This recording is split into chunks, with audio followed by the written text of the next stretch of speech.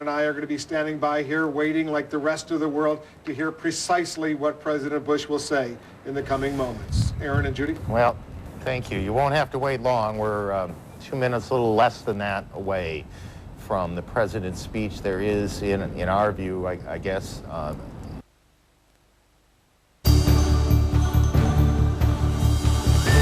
Now, Mon, we go live to Washington for an address by George W. Bush.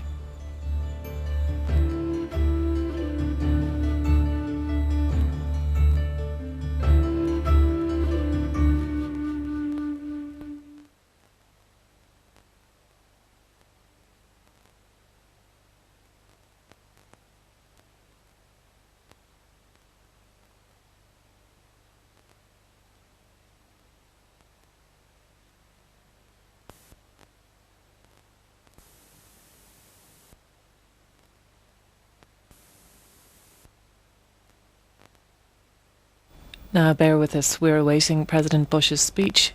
These pictures will be live from Washington.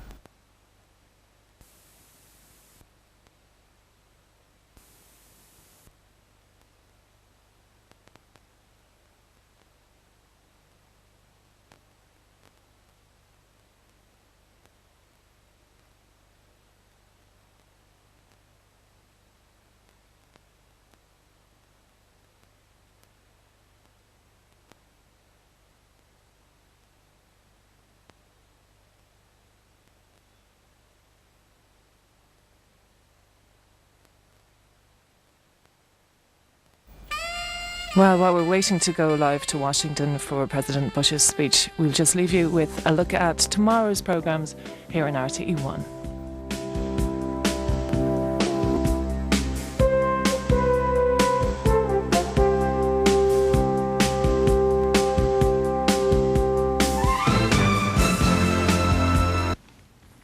Events in Iraq have now reached the final days of decision.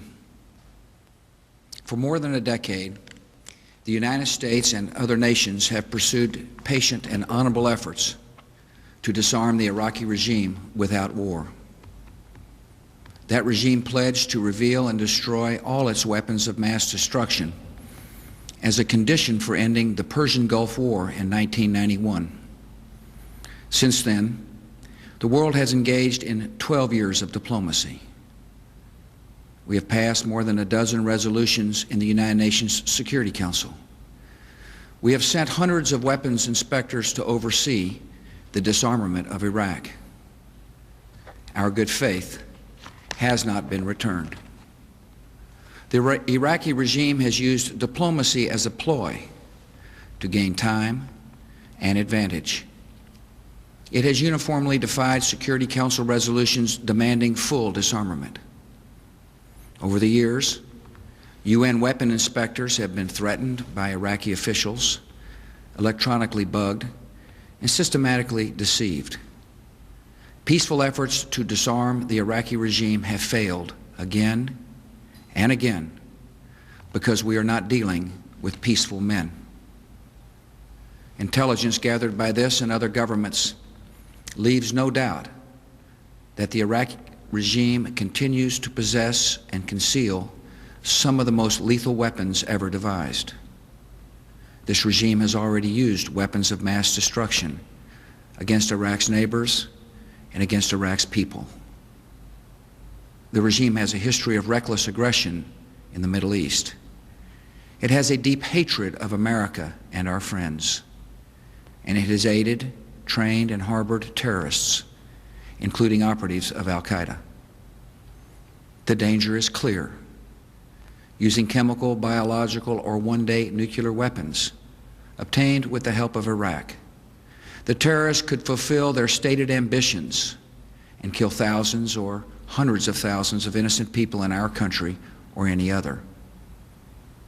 The United States and other nations did nothing to deserve or invite this threat, but we will do everything to defeat it. Instead of drifting along toward tragedy, we will set a course toward safety. Before the day of horror can come, before it is too late to act, this danger will be removed. The United States of America has the sovereign authority to use force in assuring its own national security. That duty falls to me as Commander-in-Chief. By the oath I have sworn, by the oath I will keep. Recognizing the threat to our country, the United States Congress voted overwhelmingly last year to support the use of force against Iraq. America tried to work with the United Nations to address this threat because we wanted to resolve the issue peacefully. We believe in the mission of the United Nations. One reason the UN was founded after the Second World War was to confront aggressive dictators actively and early before they can attack the innocent and destroy the peace. In the case of Iraq, the Security Council did act in the early 1990s.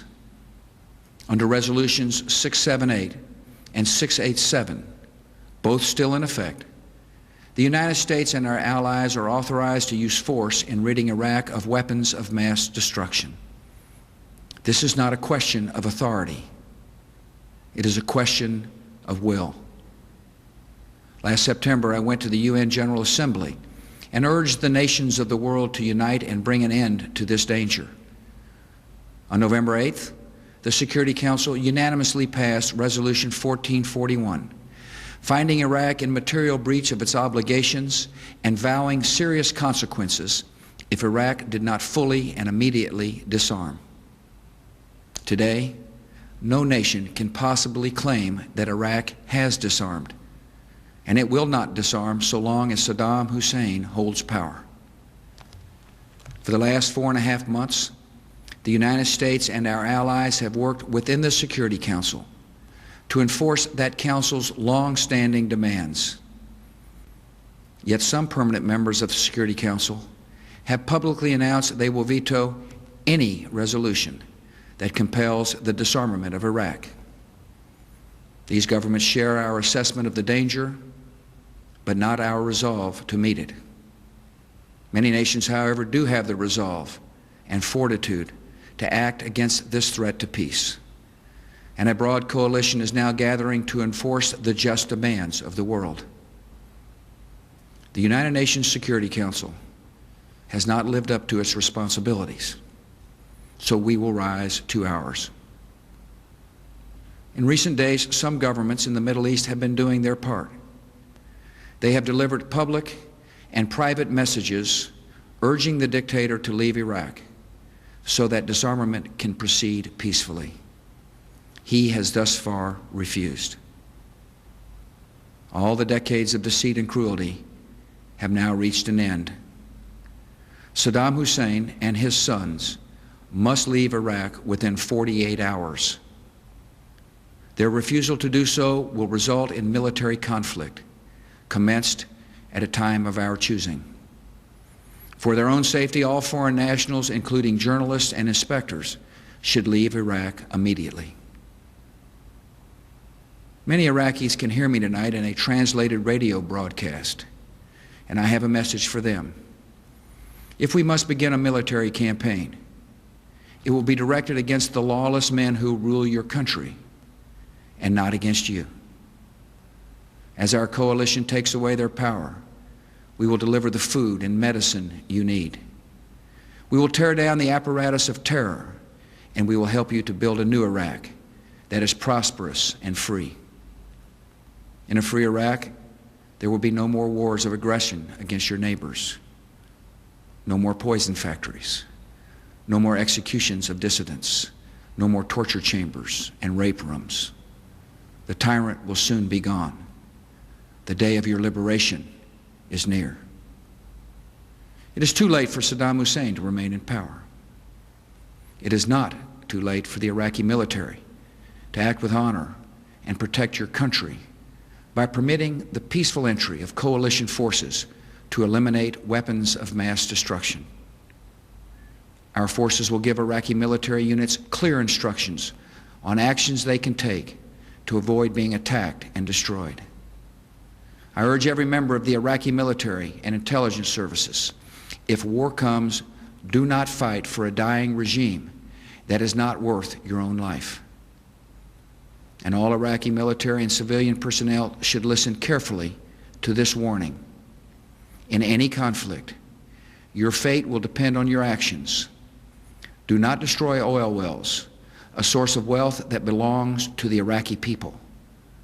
Do not obey any command to use weapons of mass destruction against anyone, including the Iraqi people.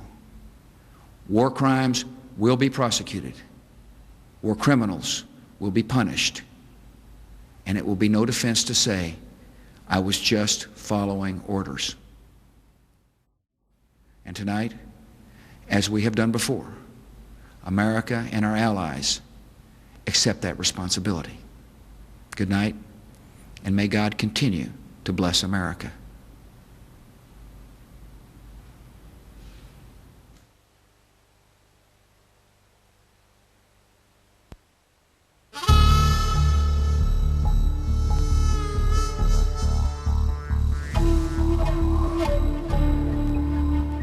Well, that's where we leave Washington, but of course we hope to keep you up to date with events as they develop here on One. Now we return to our scheduled programmes with our late movie, Born to Win. UN, NATO, some long-time friendships and alliances. The diplomatic China has been smashed, some of it beyond repair, Brian. But the key point here is you're right. As that Marine said, this is a moment in history. Deterrence is dead. Containment is dead. We have embraced a policy of preemptive war on countries that have not attacked us and do not immediately threaten us. We're asserting a right to go in and smash and destroy them, as the President indicated we probably should have done to Hitler in 1935 or 36. Following from this policy, this is only the first war we're going to fight in this regard. Coming down the road is Iran, which is trying to get weapons of mass destruction, and North Korea. So this is a moment of history, and we've crossed a Rubicon. Bill Press, let me be perfectly blunt here for a second. A lot of Democrats say privately that if the vote were a secret ballot, a whole bunch of Democratic senators and members of Congress, and perhaps some moderate Republicans, would probably have come out in advance against this war, but didn't publicly because of pressures to fall in, join the program, even look patriotic. And I guess now is certainly not the time when we'll be hearing any criticism of this military effort on the part of the Democrats. I think you're absolutely right with your analysis, Brian, but you know, we've crossed the Rubicon now. The Commander-in-Chief has called on the country to respond, and I believe all Americans will be there. But just to underscore what Pat said, I mean, I think this is the first day of the new American empire. President Bush has totally redefined American foreign policy. It's no longer containment. It's no longer wars of self-defense. Now it's preemptive wars or preventive wars, and it starts in Iraq. What you talked about earlier with Chris and with Tim is so correct. The two words. It is at once bold because it is a brazen assertion of American hegemony around the world. We can go in anywhere, take out a regime we think is a dangerous regime and replace it with some people we think are good guys. But it's also very risky because